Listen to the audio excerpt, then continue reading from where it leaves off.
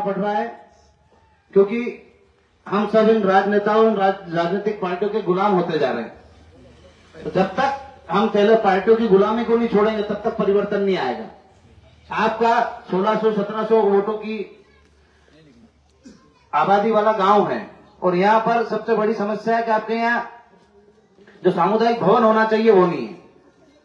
तो आप इतने सालों से दोनों पार्टियों को वोट कर रहे हो, पर कभी आपके यहाँ किसी ने आके बात नहीं करी होगी कि यहाँ सामुदायिक भवन होना चाहिए। क्यों नहीं करी? क्योंकि आप लोगों ने पार्टियों को अपने अंदर उतार लिया कि मैं भाजपा का हूं, मैं कांग्रेस का हूं। जब तक आप इस दलगत राजनीति से ऊपर नहीं उठोगे तब तक आपके हक अधिकारों के लिए, आपकी जरूरतों के लिए कोई नहीं आके बोलेगा। तो मैं आप सबसे निवेदन करना चाहता हूं कि हम जो आपके हक अधिकारों की लड़ाई लड़ रहे हैं, जो आपकी मेन समस्या है गांव की, जैसे कि आपके गांव में सीसी रोड पे पर बहुत सारी जगह सीसी रोड खराब हुए पर डबल से बने नहीं। सही बात है, सही बात। बहुत सालों से आकर रोड काम चल रहा है। पूरे रोड पे किसी भी गांव में नाली का निर्माण नहीं किया, न रोड बनाया। आपके यहाँ की तो रोला की भी पुलिया अभी तक बंद पड़ी है। पानी आने पर सीधा आपका रोड बंद हो जाता है। आपके विधायक कभी यहाँ आए नहीं, कभी उन्होंने पूछा नहीं, आपकी तकलीफ को समझा नहीं। मैं आपको विश्वास दिलाता हूँ, आप एक बार हम पे भरोसा करो। 70-75 सालों से आप भाजपा और कांग्रेस पर भरोसा कर रहे हो। एक बार आप हम पे भरोसा करके हमको वोट देके देखो। हम 5 साल में सारी समस्याओं को सुनेंगे, उनका हल करेंगे और आपको यहाँ से आपके विधायक के घर नहीं जाना पड़ेगा। आपका विधायक आपके घर आएगा और आपकी समस्याओं को सुनेगा, आपके बीच में बैठेगा, आपकी तकलीफ को समझेगा और उसको पूरा करवाएगा।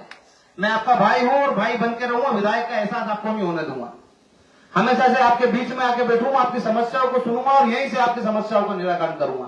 5 सालों में 1 या 2 बार आपके विधायक जी आए होंगे, या पहले कोई विधायक प्रत्याशी लड़े होंगे, या कभी रहे होंगे तो वो भी 1 या 2 बार में आए होंगे। मैं 5 सालों में लगातार आपके बीच में आऊंगा। हर 2 या 3 महीने में आपकी समस्याओं को सुनूंगा और उनका निराकरण करने की कोशिश करूंगा और पूरी ताकत के साथ जो नहीं होने जैसे काम है वो भी कराने की कोशिश करूंगा। पर आप सबको एक बार मेरे पे विश्वास करना पड़ेगा, मुझे वोट देना पड़ेगा दलगत राजनीति से ऊपर उठकर। जब तक आप दलगत राजनीति से ऊपर नहीं उठोगे तब तक आपकी समस्याओं का निराकरण नहीं होगा।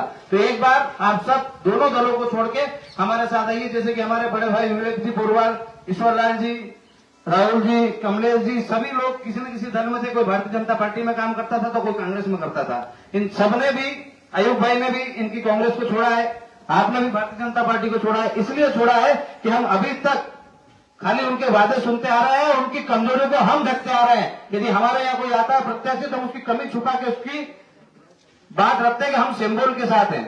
व्यक्ति खराब है तो भी सिंबल के साथ है। नहीं, सिंबल के साथ नहीं रहना है आपको। यदि व्यक्ति खराब है तो उसका विरोध करना पड़ेगा और जब तक आप विरोध नहीं करोगे तब तक इनकी कमियां इनको दिखेगी नहीं और जब तक दिखेगी नहीं तब तक सुधरेगी नहीं। तो एक बार जो ये अन्याय अत्याचार करते हैं हमारे साथ, हमसे वोट लेके जाते हैं और हमारे अधिकारों के लिए आवाज नहीं उठाते हैं। कितने लोग, कितने विधायकों ने अभी तक आपकी बात, किसानों की बात को विधानसभा में उठाया कि किसान किस प्रकार से फसल बर्बाद होने के बाद भी अपने मुआवजे के लिए तरसता है, उसको मुआवजा नहीं दिया जाता। इस बार आपके मुआवजा आया कि नहीं आया? आया? नहीं आया। जोर से बोलो, आया कि नहीं आया? तो नहीं आया तो किसका कर्म है?